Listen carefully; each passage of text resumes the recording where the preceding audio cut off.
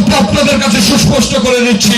উনি বলেছেন যেখানেই আপনারা এই ধরনের সমস্যাগুলো দেখবেন সেখানে মোকাবেলা করবেন এবং আইনের হাতে সোপর্দ করবেন এবং অস্বীকার করবেন তারা আমাদের দলের নয়। ভাইরা আমার, উনি আরেকটি কথা বলেছেন, আগামী নির্বাচন হবে বাংলার ইতিহাসে সবচাইতে কঠিন থেকে কঠিনতম নির্বাচন।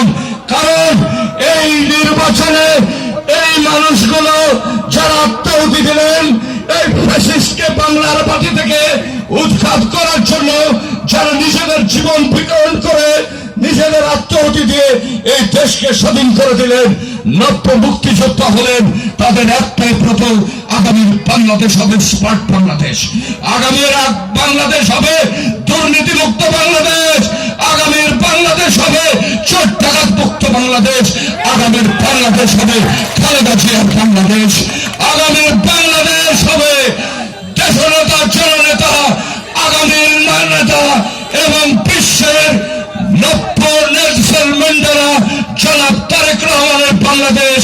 সবাই ভালো থাকবেন, সুস্থ থাকবেন। এই পাটিচড়া ইউনিয়ন